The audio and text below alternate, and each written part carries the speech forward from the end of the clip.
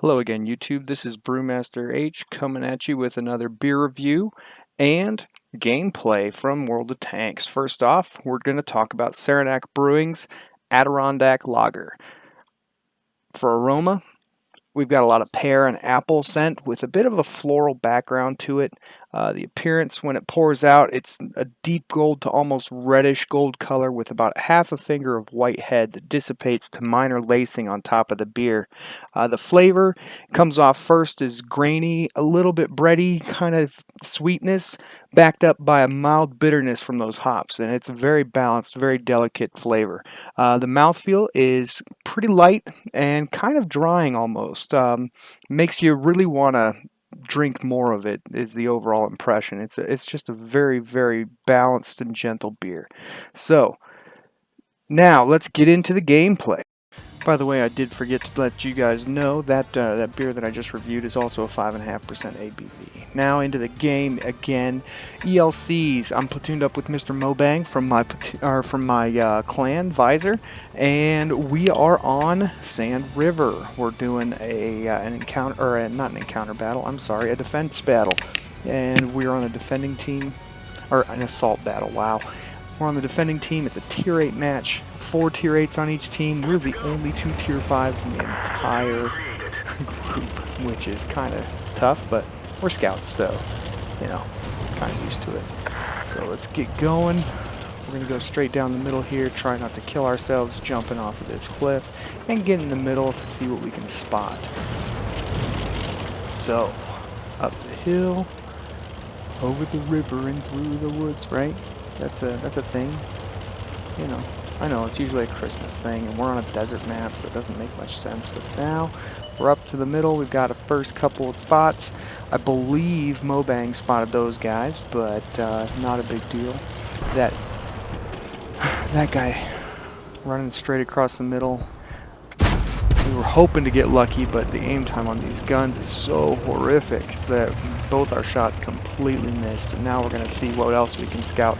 We did see that a Hellcat popped over here, so we thought, hey, we'll go bully this Hellcat. We'll just punch him a new one, punch his ticket, and then we spotted the 12-ton and the Cromwell and said, nope, that's more than we can handle. They fire fast. Those guys are actually, you know, maneuverable, and their turrets turn quickly. We're not going to play that game, so we're going to run away. We got our KV-5 over here, put some support down there, and putting some rounds downrange with those guys.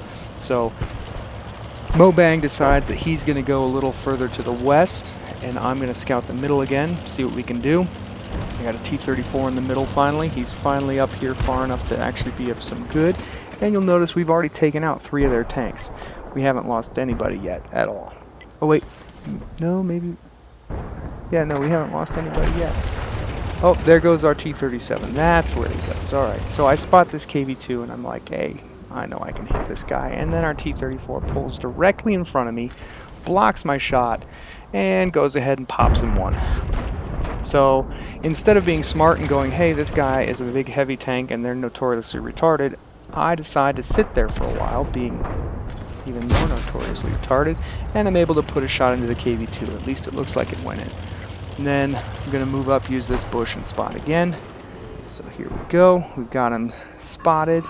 I'm almost reloaded. Our T-34 misses. I shoot and I track him, and then I forgot that this tank I don't have 6th sense on. And that big boom, yeah, that was the KV-2 almost killing me.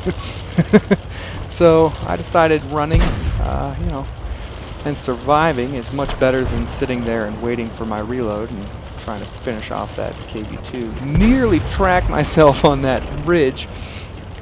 This tank is one of those crazy tanks that if you are not careful with, you will mess yourself up by driving too fast. So I'm sure all of you are well aware of that, however.